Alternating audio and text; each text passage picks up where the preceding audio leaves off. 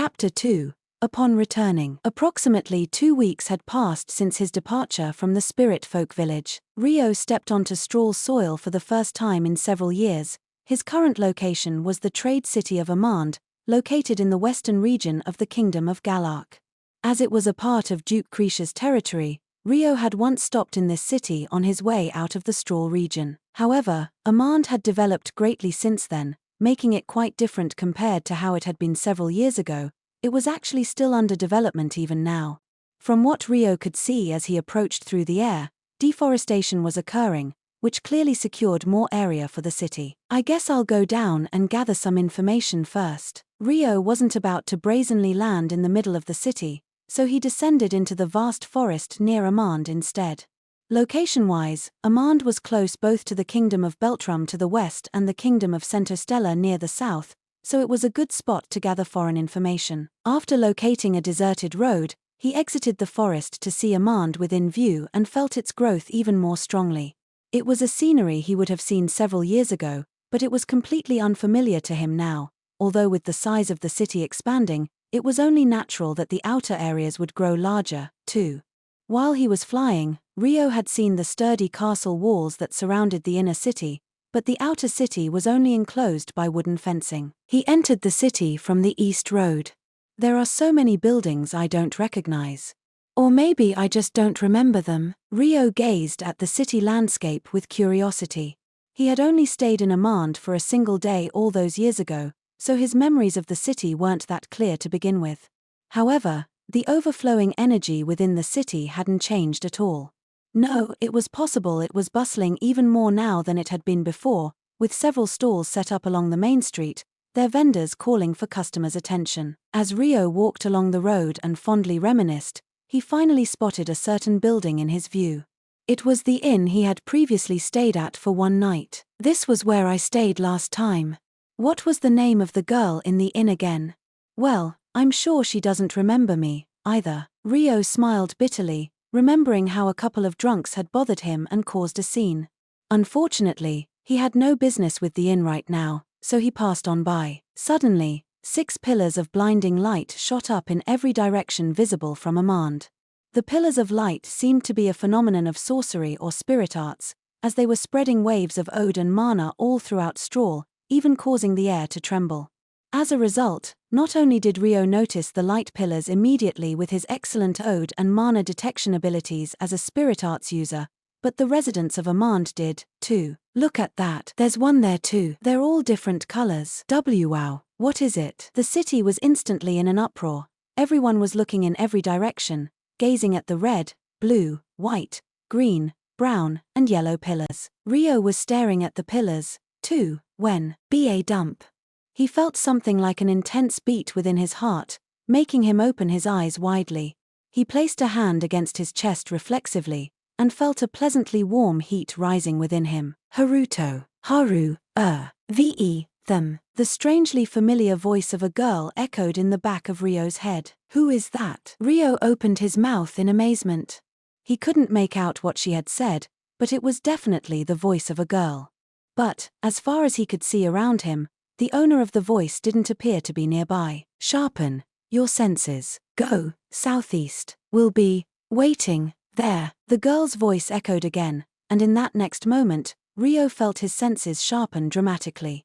Ryo knew this sensation. He had experienced it once before. He had felt it when he had regained his memories of Amakawa Haruto. Ryo had met Flora as a dirty orphan in a shabby shack, when he was suddenly attacked by an unknown man. He had heard the mysterious voice of a girl back then, too. It sharpened his senses and helped him overcome the crisis at hand. You want me to head southeast? Ryo asked hesitantly, but there was no response. The light pillars had disappeared at some point too. He had no idea if the voice he heard was real or not, and it was possible that he had just misheard something. However, Ryo had one possible explanation in mind. Is it the voice of the spirit inside me? Ryo thought.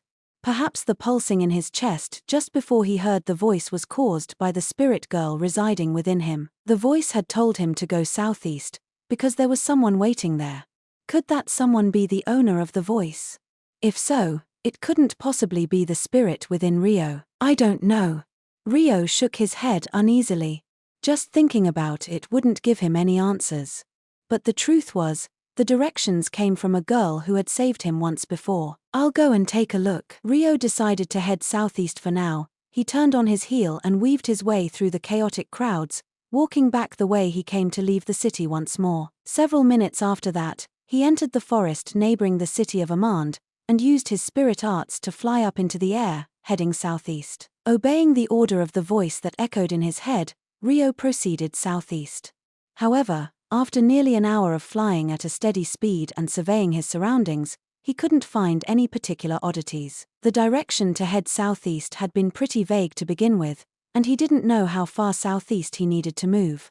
While he had been spurred into action by the situation at hand and the strange sensation in his chest, he had regained his senses by now. Guess I'll turn back. Just as he thought that, with his senses that had been strangely sharpened since the events earlier, Ryo noticed the Odin mana was heavily disrupted in a corner of the grasslands before him. What's that? The distortion is almost like the aftermath of time-space sorcery. Ryo gulped and widened his eyes. Reflected within them was the light of significantly stagnant Ode in the air.